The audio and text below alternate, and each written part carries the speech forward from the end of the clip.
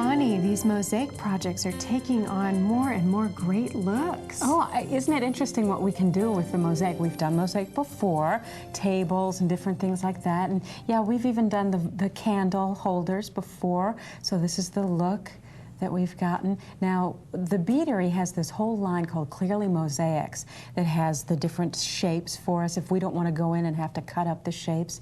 And now, look, we can put together a picture that's a mosaic. Right. Cool. Now, this is an example of the same design, but here we're using gallery glass along with the pieces. So there's some gallery glass and then some of the pieces actually using that as the adhesive and the grout look. Okay. But we're going to show you the actual mosaic part of this.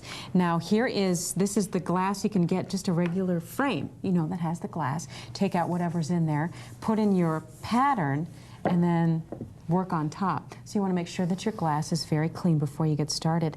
Now, look at these shapes are new from the Beadery. We've had these before with the triangles, and I think there were squares.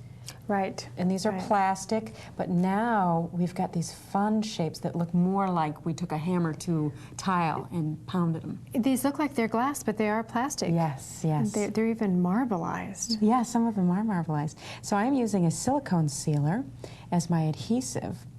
And what you want to do is get a bit of this. Now, I want to make sure that when I'm using this, I reach all of the edges.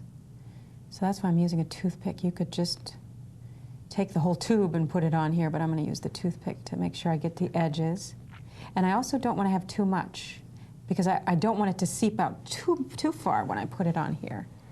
Okay, stick it on there. Now also what you want to do when you're putting these together is kind of decide how much grout you want to have showing.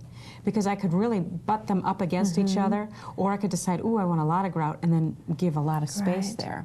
And so you have to find the shapes that fit into the space that you have. Right, you can do that, or if you want, now here I'm not going to use the toothpick, but show you how I'm just using the tube to get to the edges. Okay. Or, if I want to have more grout showing, then I don't even have to worry so much about the shapes that I'm putting together, because then there'll be more space in between. And then if you find that you've got too much grout oozing out around the edges, you can then come back in with your toothpick. Right, to take the glue off. Oh, did I say grout? I'm sorry, yes. Here I've got grout on my mind. Yeah, the silicone, the glue. If you have too much of that, then you can come back in and sort of dig out a little bit of that. Because you want space for the grout to come in there, and if it's filled already with the silicone, you won't have as much space. You won't get the right effect. So after you put all of your piece together, and I've got my spaces in between here, and I've only used the silicone sealer, I let this dry for 24 hours. Okay, so it's all set and ready to go.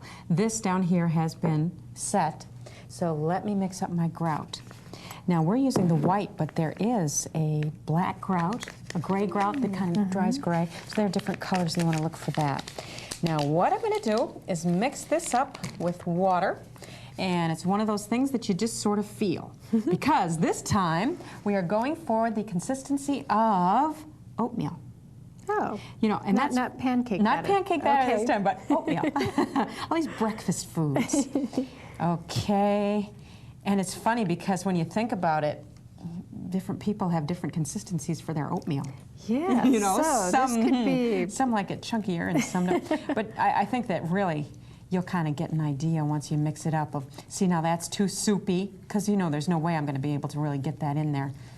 So I just keep going back and forth. Is this one of those things you just keep adding water and more grout and water and yes, more grout? Yes, absolutely. So hopefully I'm going to get the right consistency here before my segment is over. So tell me, are there measurements anywhere that you're supposed to follow? Well, yes, there are measurements that you could use, but then the thing is that if you're not going to use the whole container, the whole thing, that's when you get into trouble and need to decide for yourself. So you can use rubber gloves if you want to. A lot of times I just use my stick to sort of pack it in there. But you can see that I'm just going to put it in there, and this is another reason why you want to make sure it's good and dry. Right, you wouldn't want those to move around. Yeah, they'd start moving around. Now I'm going to let that dry, and then I come back in with a wet sponge.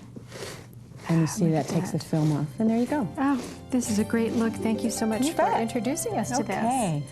The instructions for the marvelous Marbleized Mosaics are featured in the February issue of Aleen's Creative Living magazine. If you'd like to